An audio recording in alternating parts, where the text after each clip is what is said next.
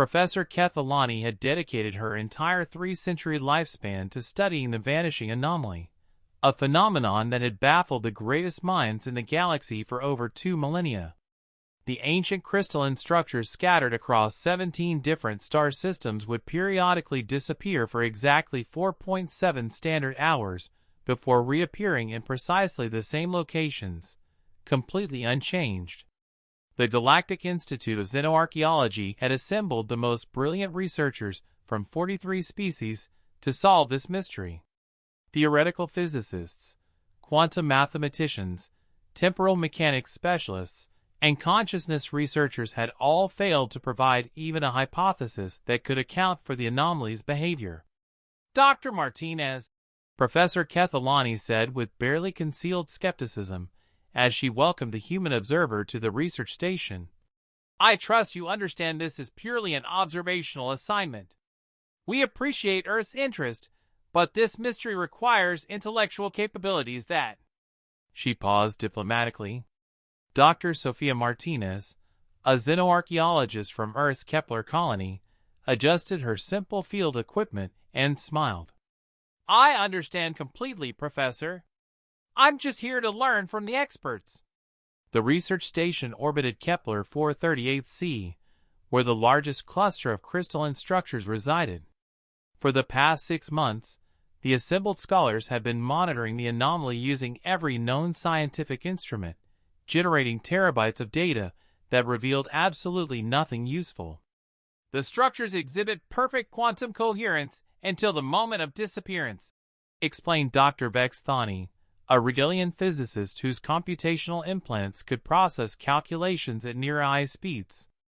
"They simply cease to exist in our dimensional framework, leaving no trace in space-time." Dr. Martinez nodded politely, while examining the structures through the observation deck's reinforced viewport. The crystals were beautiful, geometrically perfect formations that seemed to bend light in impossible ways. "Have you considered biological explanations?" she asked casually. The assembled researchers exchanged what could charitably be called condescending glances. Professor Kethalani's chromatophore pattern shifted to amused tolerance. "Dr. Martinez, these are mineral formations, crystalline lattices. They show no signs of biological activity whatsoever." "Right, but what if they're not disappearing?" Sophia suggested. "What if they're just hiding?" Dr. Thor, the expedition's leading temporal theorist, activated several appendages in the Altarian equivalent of a dismissive gesture. "Hiding implies consciousness, Dr. Martinez. These structures predate most stellar formations. They cannot possess awareness." Sophia pulled out a standard Earth-manufactured tablet and began running pattern analysis on the historical data. "When do the disappearances occur?" "Randomly," Professor Kethalani replied. "We've detected no pattern across 2,000 years of observations." "Actually," Sophia said, looking up from her tablet after exactly 47 seconds of analysis, "they occur every time a research expedition arrives to study them." The research station fell silent, except for the hum of life support systems. That's coincidental," Dr. Vexthani stammered. "Correlation does not imply. They disappear for 4.7 hours, Sophia continued. "How long does it take most galactic research teams to get bored and leave when they can't find anything to study?"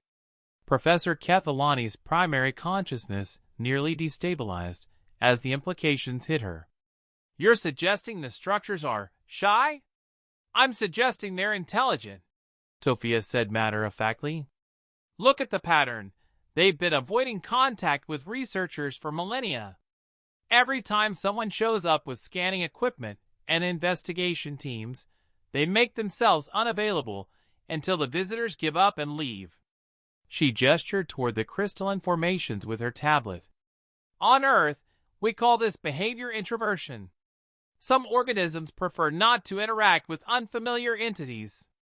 Dr. Thor's temporal calculations were running at maximum capacity, cross-referencing disappearance events with research expedition arrival times. By the void, he whispered. The correlation is 99.97% accurate. But how do they know we're here? Dr. Vexthani demanded. Sophia pointed to the research station's massive sensor arrays. You've been bombarding them with active scans for 6 months. If they're intelligent, they'd probably find that incredibly rude. She stood up and walked to the communication console. Computer, disable all active scanning systems and switch to passive observation only. Dr. Martinez, that's highly irregular. Professor Kethalani began. The crystalline structures immediately reappeared. The research station's passive sensors registered something that made every alien scientist question their fundamental understanding of consciousness. The crystals were generating complex harmonic frequencies that, when translated through linguistic algorithms, approximated a message. What do they say? Professor Kethalani asked with barely contained excitement. Sophia listened to the translation for a moment, then smiled. Roughly translated, thank you for turning down the volume. We've been trying to sleep for 2,000 years, but you people keep shining lights at us and making noise. She paused as more harmonics came through. Oh, and they're asking if we'd like to have a conversation instead of just staring at them. Professor Kethalani stared at the human who had solved the galaxy's greatest archaeological mystery by applying the revolutionary concept of being polite. Dr. Martinez, she said weakly, exactly how does your species approach first contact protocols? Usually by saying hello, Sophia replied cheerfully. It's amazing how well that works.